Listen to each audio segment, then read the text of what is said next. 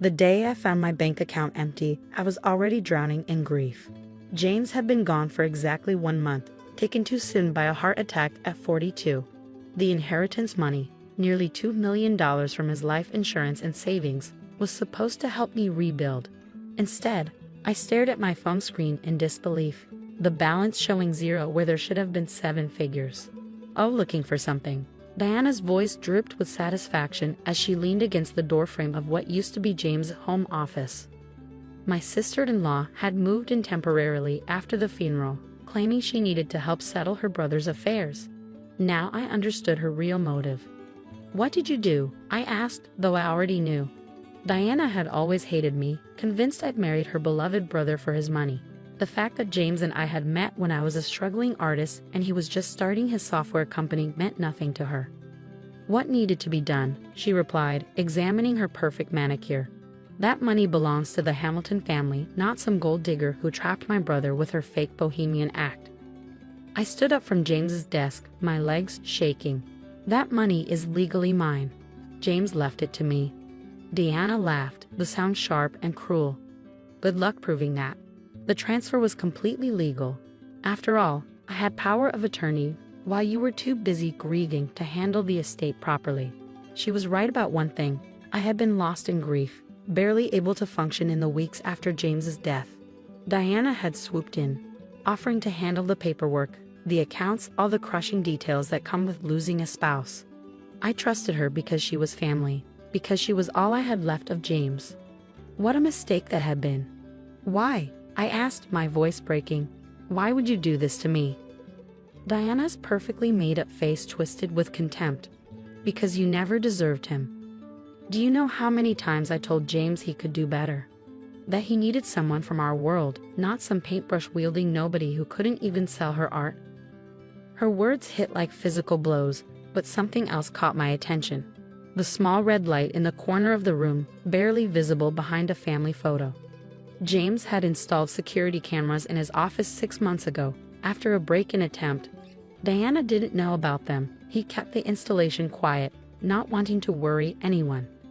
I forced myself to look devastated, letting tears fill my eyes. "You're right," I whispered. "I never deserved him." Diana's smile widened, victory written across her features. "Finally, you admit it. Don't worry, I'll put the money to better use than you ever could. The Hamilton Foundation will thrive under my leadership." She turned to leave, then paused. "Oh, and you should probably start packing. This house belongs to the Hamilton estate now.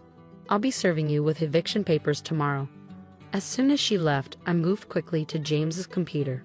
The camera system was state-of-the-art, recording everything to a secure cloud server that only James and I could access. My hands trembled as I logged in, praying the system was still active. It was. Not only that, but the past month's footage was all there, including Diana's systematic dismantling of my life. I watched in growing anger as she made calls, forged documents, and finally executed the transfer that emptied my account. But there was something else too, something that made my blood run cold. 2 days before his death, James had recorded a conversation with Diana in this very office. I clicked play, holding my breath. "You can't be serious." Diana's voice crackled through the speakers. "A baby? With her?" "The fertility treatments worked," James replied, his voice filled with joy I'd never get to see fulfilled. "Hannah's pregnant. We're going to have a family, Diana. I thought you'd be happy for us." "Happy? That she'll trap you forever with a child? That your money will go to her spawn instead of where it belongs? Enough?" James's voice hardened. "I'm warning you, Diana. If anything happens to me, Hannah gets everything. I've made sure of it. And if you try to interfere..." The recording cut off there, but my hand was already on my stomach, protecting the secret I hadn't yet told anyone. The baby James would never meet. Diana hadn't just stolen my inheritance, she'd stolen my child's future. I picked up my phone with steady hands and dialed my lawyer's number. "Andrew, it's Hannah Hamilton. I need you to come over right away, and bring someone who specializes in criminal law. I have evidence of fraud, theft, and possibly something much worse." Diana thought she'd won. She thought she'd taken everything from me, but she'd forgotten one crucial detail.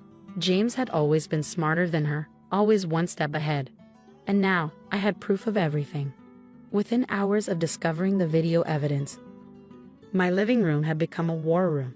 Andrew Chen, my lawyer, sat reviewing the footage while Maria Santos, a criminal attorney he'd brought with her, took detailed notes.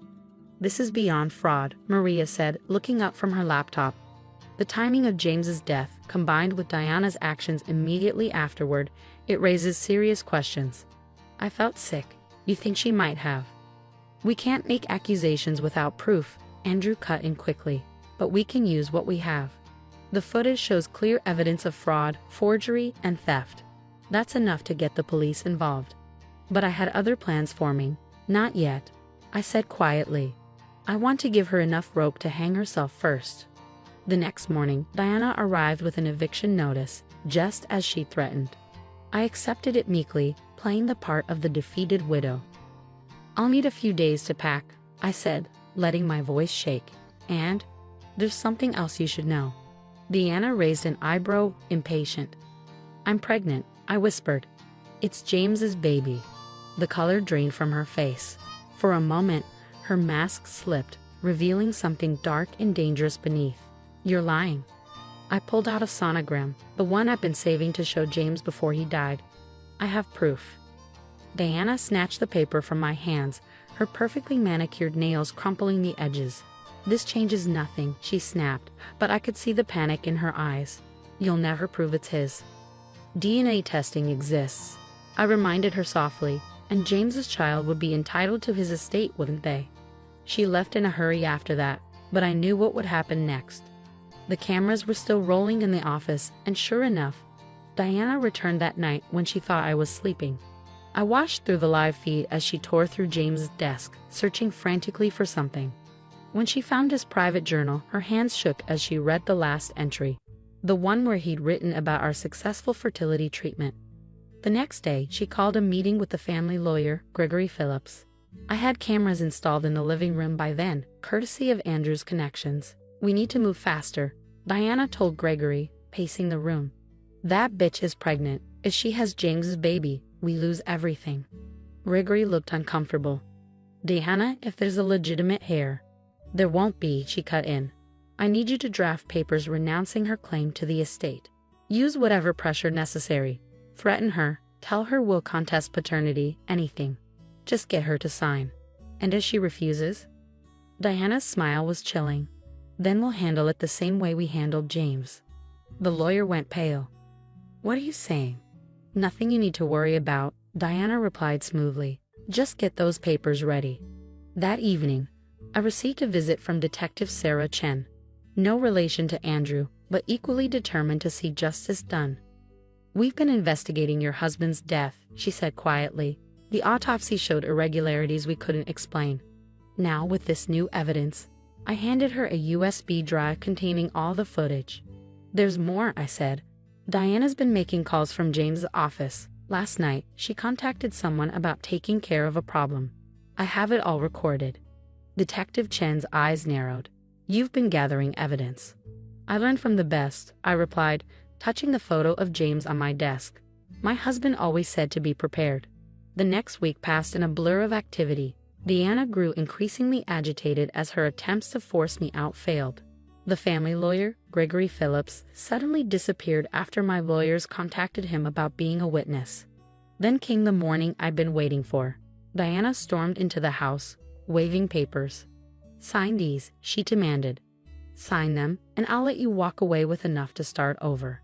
I took the papers with trembling hands, real trembling this time, because this was it.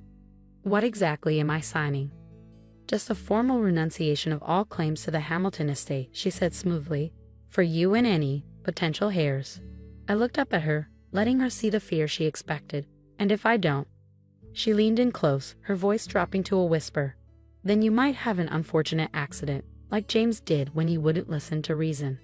The confession was clear as day, captured by multiple cameras and the wire I was wearing.